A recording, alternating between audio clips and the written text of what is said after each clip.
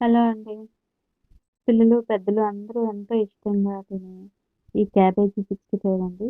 ఇంట్లో ఉన్న వస్తువులతోనే చాలా ఈజీగా చేసేసుకోవచ్చు.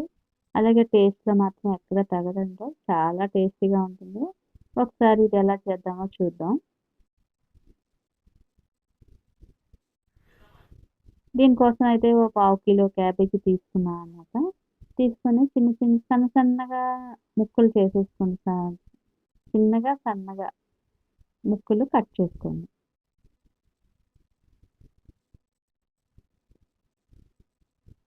ఇవి మరీ లావుగా, మందంగా చేసేసామనుకోండి, నూనెలో వేగినప్పుడు టైం పడుతుంది. అదే సన్నగా ఉన్నాయంటే చాలా క్రిస్పీగా వస్తాయి.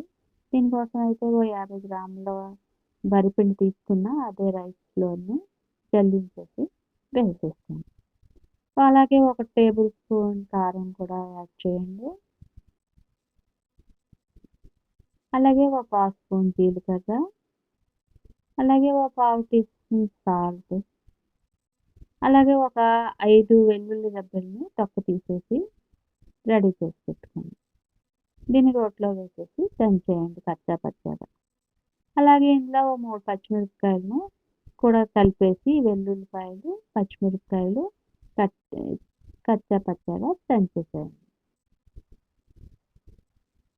అదే మిక్సీలో వేసేసారనుకోండి చాలా మెత్తగా అయిపోతుంది. అలా కాకుండా ఇలా దంచితే కారం పడుతుంది. అందుకని చెప్పేసి ఇలా దంచుకున్నాను అనమాట.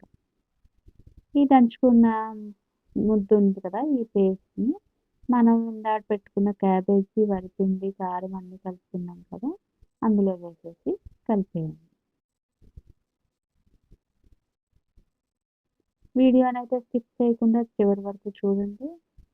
దీన్ని లైక్ చేసి, సబ్స్క్రైబ్ చేసి, షేర్ చేసి ఎంకరేజ్ చేయండి. దీనికోసం అయితే ఫుడ్ కలర్ వేస్తున్నానండి. నేనైతే ఆరెంజ్ వేస్తున్నాను. నాకు రెడ్ నచ్చదని చెప్పేసి ఆరెంజ్ కలర్ వేస్తున్నా. అలాగే ఇందాక మనం పచ్చిమిరపకాయలు, వెల్లుల్లి కలిపి దంచి పెట్టుకున్నాం కదా! అందులో కొంచెం నీళ్ళు వేసేసి వేసేయండి అందులో. అలాగే ఒక టేబుల్ స్పూను శనగపిండి కూడా వేసి కలిపేయండి. ఈ శనగపిండి ఎందుకంటే వేస్తాము, కొంచెం శనగపిండి జిగురుగా ఉంటుంది కదా! అందుకని చెప్పేసి ఒక టేబుల్ స్పూన్ శనగపిండి అయినా వేయండి, లేకపోతే కార్న్ ఫ్లోర్ ఉంటే కార్న్ ఫ్లోర్ అయినా యాడ్ చేసుకోండి. స్టవ్ మీద నూనె పెట్టి అది మరిగాక అందులో కొంచెం మరిగిందో లేదో అని చెప్పి చిన్నది వేసి చూడండి. చూడండి మరిగింది నూనె తెలుస్తుంది కదా! ఇందులో మనం గట్టిగా కలుపుకోండి ఈ ముద్దని. మరీ మీరు పలుచగా కలుపుకున్నారనుకోండి మెత్తగా వచ్చేస్తాయి. మనకి ఇది 65 మాత్రం ఫ్రైలా గట్టిగా ఉండాలి. అలా అని స్మూత్‌గా ఉండాలి. రావాలంటే మాత్రం పిండి కలుపుకునేటప్పుడు జాగ్రత్తగా కలుపుకోండి. కొంచెం కొంచెంగా నీళ్ళు వేసి కలుపుకుంటే సరిపోతుంది. నూనె వేడెక్కాక ఇవన్నీ వేసేసుకొని మీడియం ఫ్లేమ్‌లో స్టవ్‌ని పెట్టుకోండి. పెట్టుకొని ఎర్రగా అయినంత వరకు వేయించుకోండి.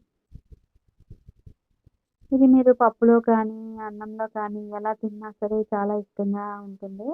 పిల్లలైతే మాత్రం వదిలిపెట్టరు. ఇవి వేగిపోయాక ఆయిల్ దాంట్లో తీసేసి ఆయిల్ అంతా ఓడిపోయినంత వరకు ఓ పక్కన మాత్రం పెట్టుకోండి. దీనికి ఆయిల్ కూడా పెద్దగా లాగదు. ఎందుకంటే వరిపిండి ఎప్పుడైనా సరే మీకు ఆయిల్ పీల్చదు.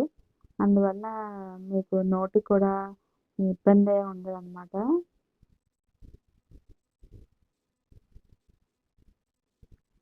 ఈ వీడియో కనుక నచ్చితే లైక్ చేయండి, షేర్ చేయండి, సబ్స్క్రైబ్ చేయండి. అంతేనండి.